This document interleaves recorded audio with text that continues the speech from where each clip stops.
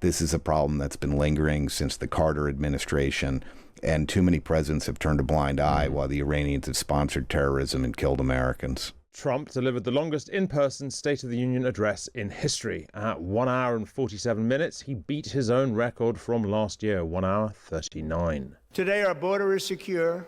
Our spirit is restored. Inflation is plummeting. Incomes are rising fast. The roaring economy is roaring like never before. And our enemies are scared. Our military and police are stacked. And America is respected again, perhaps like never before.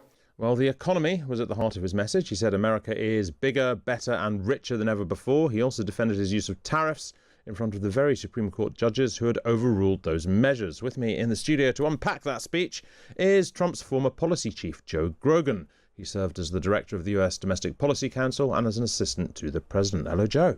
Thanks for having me. I appreciate it. Thanks very much for being with us. Look, this was, as I said, this was the longest ever State of the Union speech to Congress. Did you stay up to watch it all? I must confess, with the time change, I didn't watch it all live, but was able to catch up on the parts that I missed this morning. A confession appreciated. Look, the economy and immigration seem to be the central message of the speech. Was that like a deliberate attempt to focus on what Donald Trump sees as being his strongest issues with the electorate and with an election looming as well? I might push back on that a little bit. I think a key theme throughout was pride in the United States and patriotism. That he highlighted the U.S. hockey team who just came back. He awarded the Medal of Honor to the pilot who had participated in the capture of Maduro. He gave other awards out and talked about American pride. And I think he also appeared very relaxed and at times funny. And that was calm and positive was a key message of his speech, which he delivered on.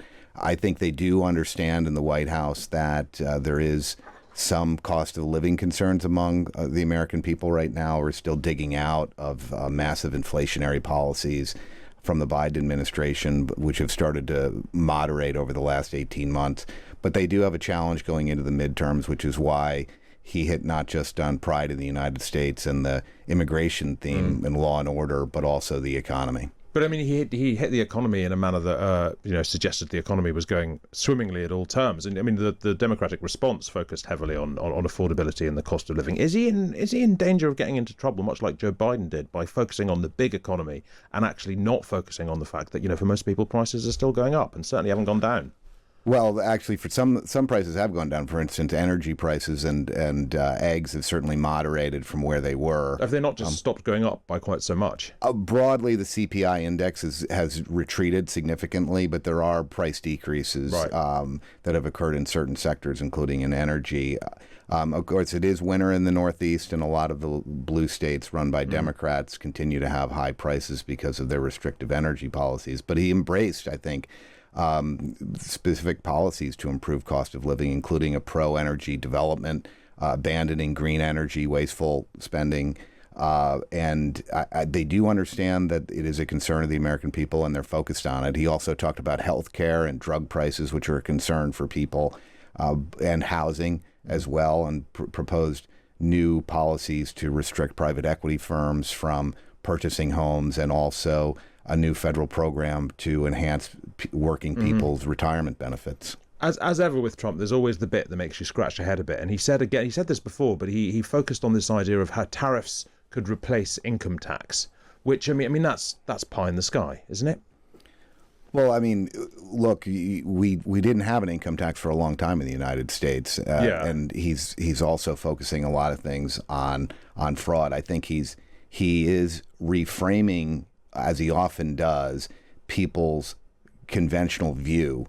Before he came in, there was this argument that it didn't matter about American manufacturing as long as the cheap goods were cheap, American jobs didn't matter, and the age of tariffs was over. He's totally reframed that argument, and when he leaves office, the United States will be embracing pro-tariff policies. That I can pretty much guarantee. But I mean, so his tariffs have brought in an extra $167 billion. So I think the existing tariffs are still more. But federal income taxes bring in $2.4 trillion, 14 times more. And when he says things like we're going to replace income tax with tariffs, that's not real. That's not meant to be real. That's signaling, isn't it? As he often does, he's laying out a marker to reframe people's point of view.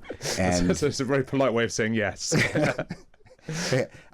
Although I do think, there needs to be a recognition the United States is spending way too much money on a whole host of things that are wasteful, and we cannot raise income taxes to get ourselves out of this debt, and we need a more rational income tax system, and tariffs could be a significant part of that solution moving forward.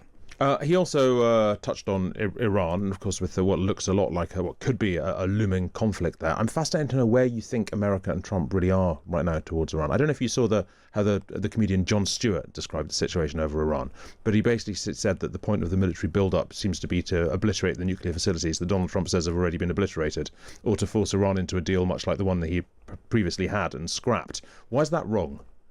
Well, Jon Stewart's so awfully clever, but the fact of the matter is, the Iranian regime is the chief sponsor of terrorism throughout the world. They've killed a number of Americans going back since 1979, and they have designs to continue to destabilize the Middle East and kill Americans.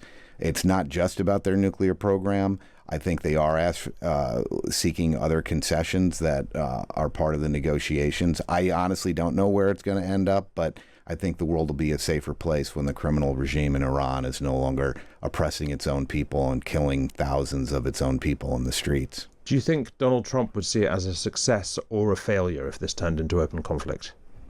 Well, he ran on not, engaging in foreign conflicts, and when we did have to, we would use overwhelming force and make it limited. I think his preference, of course, would be a domestic uprising and some way for the regime to be toppled other ways. But I think he's taking on projects and problems that other presidents have ignored, that he doesn't want to leave for the next president, like Venezuela, like some of his actions against the drug cartels. And I think Iran is squarely in that box, that this is a problem that's been lingering since the Carter administration, and too many presidents have turned a blind eye while the Iranians have sponsored terrorism and killed Americans. Trump, so he still has approval ratings that like Keir Starmer would give a kidney for, but they have slipped quite a long way, and they're heading into what looks like a very tough set of midterm elections. If, as some people expect, Republicans do lose the House, do lose control of Congress altogether, he won't quite have the same hand of cards that he had when he entered the White House. Do you think the president's worried that he's going to see out the rest of his term in a kind of lame duck sort of way? Well, presidents always have, in the second term, they always have a difficult midterm election. I do think that they are taking these midterms very seriously, and it's going to be a dogfight.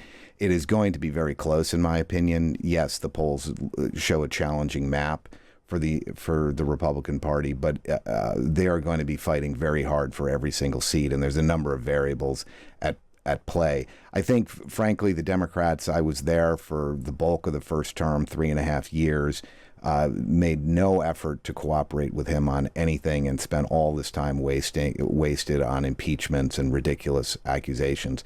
So that is definitely a worry, but it's not just a worry for the Trump presidency. It's a worry, frankly, for the United States. If the Democrats get control over the House of Representatives, or God forbid, the Senate, will be right back to where we were, which is an unproductive, venomous Democratic Party that hates Trump so much they won't cooperate on any policy, even ones that they would normally support had a Democratic president supported.